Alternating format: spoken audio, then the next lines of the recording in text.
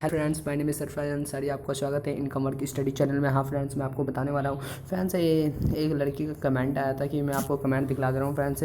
जो कि ये देख सकते हो, आपको कमेंट आया था, एक लड़की का आया था कमेंट, जो कि बोल रही थी आपको 8 चैप्टर करवाना था। देख सकते हो ये फ्रेंड्स, ये लड़की ने कमेंट करवाया था, ये 8 चैप्टर हमें करवाना था, इसीलिए मैं आपको दोस्तों ये देख सकते हो, आपको ये कमेंट आया है, इस लड़की ने कमेंट करा है, इसे 8 चैप्टर चाहिए था साइंस का, इसलिए मैं 8 चैप्टर करवाने वाला हूँ। चलो फ्रेंड्स, मैं आपको 8 चैप्टर करवा देता हूँ।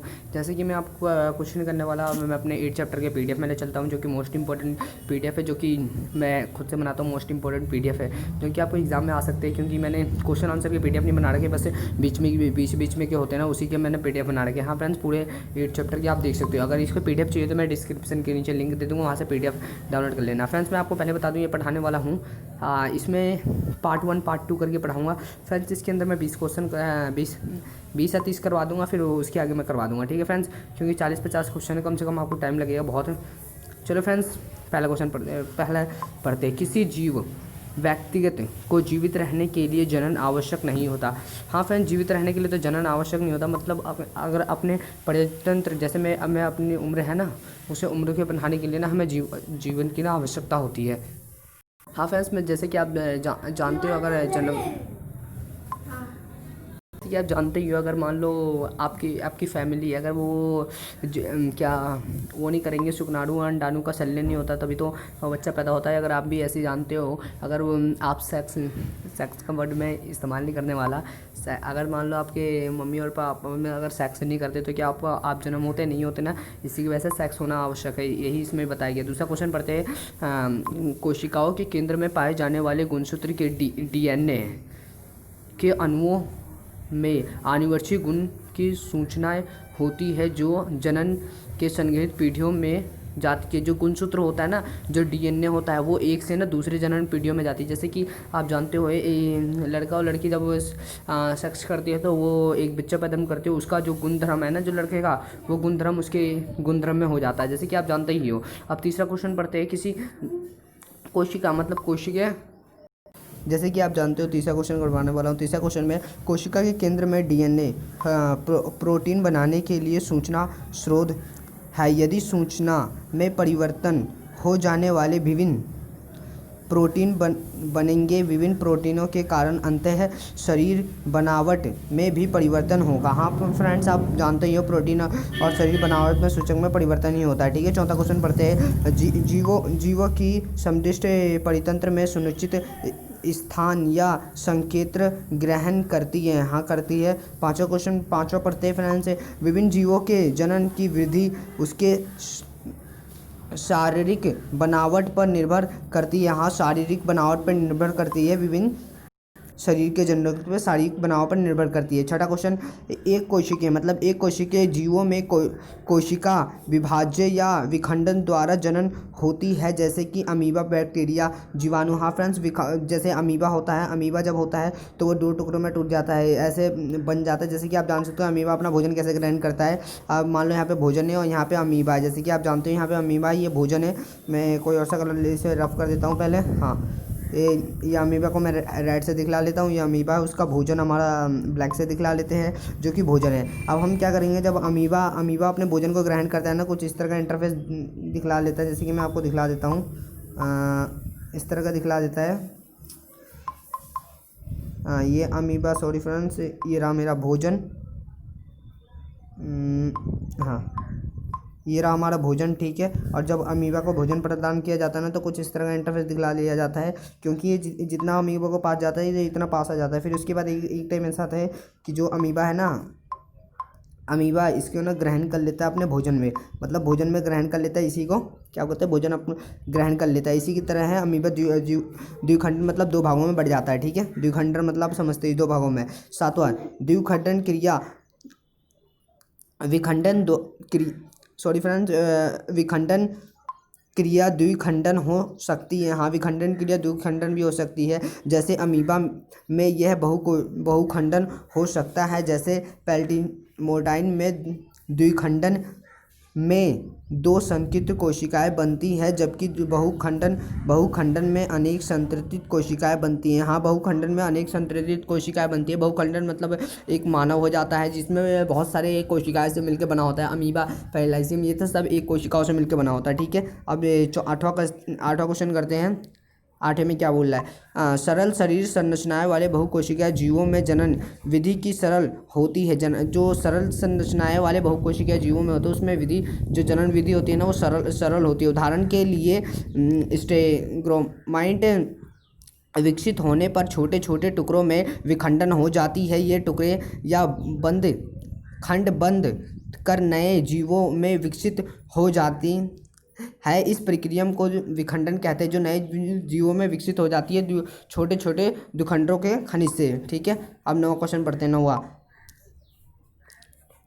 यूस्टिड में जनन क्रिया मुकुलन से होती है। हाँ, होती है। यूस्टिड कोशिका से छोटे मुकुलन उभयकर जनन कोशिकाओं से अलग हो जाती है और स्वतंत्र रूप से विकसित करती है। हाँ, करती है, स्वतंत्र रूप से विकसित हो जाती है। ठीक है फ्रेंड्स, अब 10वां क्वेश्चन पढ़ते हैं। 10वां, हाइड्रा और प्लेनेशियम जैसे कुछ जीव शरीर के टुकड़े से नए जीवों की संरचना करते हैं। हाँ, करते हैं।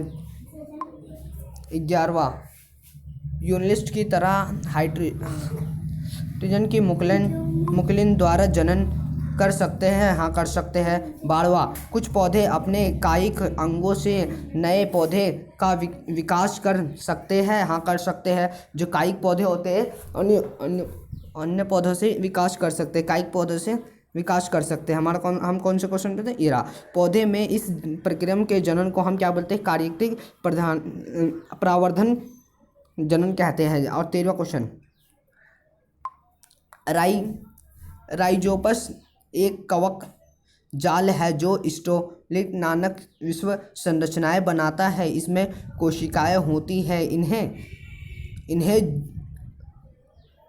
इन्हें बीजाणु कहते हैं। यह बीजाणु अलग अलग होने के बाद उपयोगित स्थान पर पाकर नए राइजोशियम तनु बनाते हैं। हाँ, राइजोशियम तनु बनाते हैं। 14वां, प्रजनन की ऐसी सभी विधियां जिसमें नए और मादा युक्त का आवास में संलग्न नहीं होता जनन की अलेनिक विधि कहलाती है। अलेनिक और लेनिक आपने पढ़ा ही होता 9th क्लास में, इसलिए मैं समझाने वाला नहीं हूँ। 15वां, लेनिक जनन में नर युक्त और मादा युक्त का युग्म होता है। इसलिए परिणाम रूप युग्म जायगोट कहलाता है, जो बढ़कर जीवों में विकसित हो जाती है। जीवों में विकसित हो जाती है। ठीक है, अगला 16वां करते हैं। वार्तिक-बीजी पौधे के जन अंग फूलों में स्थित होती है। पंखुसर फूलों का नर जनांग है और अंडम या स्त्री मादा जनांग है। 17वां, पुंकस में पारकोश और तंतु शामिल होते हैं। पारकस और पारकोश में उत्पन्न होती है। हाँ। 18वां, स्त्री केसर जो फूल के केंद्र में होती है 3 भागों में बना होता है। हाँ, जो स्त्री केंद्र फूल होता है ना, उसे 3 भागों में बना होता है। आधार पर उंधल हुए फूल भाग अंडाशय है। बीच का लंबा भाग वक्राकृतिक है और अंतिम सिरा भाग वक्राकारान्वित है जो प्रिय चिपा होता है। 19वां, परागकोश में वक्राकृतिराम एक परागकोशों के स्थानरूप को परागण कहते हैं। हाँ, कहते हैं। अब परागण ये हमने पढ़ा था, विषपरागण, स्वपरागण और परपरागण 5वें चैप्टर में 9th क्लास का पढ़ा था हमने। 20वां, परगणन 2 प्रकार के होते हैं। स्वपरागण, परपरागण 2 प्रकार के होते हैं। जब परागकों का स्थानांतर किसी फूल के या किसी पौधे के किसी अन्य फूल के वक्रतिक्रांत पर होता है तो उसे हम क्या बोलते हैं? ईश्वर परागम कहते हैं। ईश्वर परागम कहते हैं। ठीक है प्यारे मित्रों, ईश्वर परागम कहते हैं। 22वां क्वेश्चन, एक फूल के प्रकोष्ठ में से किसी स्पीशीज के अन्य पौधे पर परपरागनों का स्थानांतरण परपरागण कहलाता है। हाँ, कहलाता है। 23वां, परपरागण की क्रिया वायु, कीट, पक्षी, चमगादड़ और पानी द्वारा संपर्क होती है। ये इंपॉर्टेंट है। परपरागण, ईश्वर परागण आप याद कर लेना, बोर्ड एग्जाम में पूछा जाएगा। ये मैं 2-3 क्वेश्चन स्पीड करवा रहा हूँ। ये सब आपको लर्न करने की उतनी ज़रूरत नहीं है, मैं स्पिन करवा दे रहा हूँ। यहाँ से लर्न करते हैं। हाँ, यहाँ से करते हैं। ये रहा, मैं इंपॉर्टेंट लर्न करवा रहा हूँ। जैसे कि आप देख सकते हो 45वां, शुक्राणु सूक्ष्म रचनाएं हैं जिसमें शीर्ष में अनुरक्षित पदार्थ, माध्य भाग और पूंछ में माइक्रोटाइमिट होता है। पूंछ शरीर को तैरने में और मादा जनन कोशिकाओं की ओर जाने में सहायता करती हैं। हाँ, बिल्कुल सहायता करती हैं। मादा जनन कोशिकाओं या अंड कोशिकाओं का विखंडन अंड कोशिकाओं में होता है। लड़कियों के जनन के समय ही अंडाशय में हजारों अपने अंड होते हैं। योगिता के समय इनमें से कुछ परिवक्रत होने लगते हैं। दो में से एक अंडाणु द्वारा प्रत्येक माह एक अंडा परिवर्तित या उत्पन्न होता है। हाँ फ्रेंड्स, मैंने आपको पहले बता दिया था, जो कि मैंने आपको वीडियो को पहले ही बता दिया था वो ठीक है फ्रेंड्स, वीडियो को पहले बता दिया था। इसका आंसर मैंने इतने क्वेश्चन तो करवा ही दिए थे आपको। मैंने 20 या 22-23 तक करवा दिए। मैंने आपको पहले बोला था 22-23 तक करवाऊंगा, उसके आगे मैं दूसरे वीडियो में करवाऊंगा। हाँ फ्रेंड्स, ये पार्ट 1 वीडियो है। अब पार्ट 2 में मैं कुछ मैंने 40वां 41वां वो मोस्ट इंपॉर्टेंट है, इसलिए मैंने उसमें करवा दिया। पार्ट 2 वीडियो में फुल हो जाएगी। थैंक यू फ्रेंड्स, वॉच में वीडियो, और इसे आगे से आगे शेयर करना। फ्रेंड्स, मैं आपको बता दूँ अभी इसी की तरह जो होना चाहते हैं आप भी मैसेज करो। आपको भी कोई और सा चैप्टर चाहिए तो आप भी प्लीज़ मुझे मैसेज करो, मैं आपको चैप्टर प्रोवाइड करूँगा। इसी की तरह जैसे कि आप इस लड़की को देख सकते हो, इसका मैंने नाम लिया है इस चैनल में, उसी की तरह मैं आपका भी नाम लूँगा। अगर आपको भी चैप्टर कोई सा भी चाहिए तो आप प्लीज़ मुझे रिप्लाई करो, मैं आपको ये चैप्टर दूँगा। फ्रेंड देख सकते हो कितने सारे कमेंट आ रखे हैं, इसलिए इसे मैंने चैप्टर प्रोवाइड करा है। जैसे कि आप देख सकते हो, मैंने इनसे पूछा भी था आपको कौन सा चैप्टर चाहिए, इन्होंने बोला था, तो इसलिए मैं आपको प्रोवाइड करूँगा। अगर आपको भी चाहिए तो प्लीज़ मुझे लाइक करना, सब्सक्राइब करना, आगे से आगे शेयर करना, और ज़रूर कमेंट में बता देना आपको कौन सी चाहिए, मैं आपको प्रोवाइड कर दूँगा वीडियो। चलो फ्रेंड्स, मिलते हैं अगले वीडियो में। Tata friends, bye.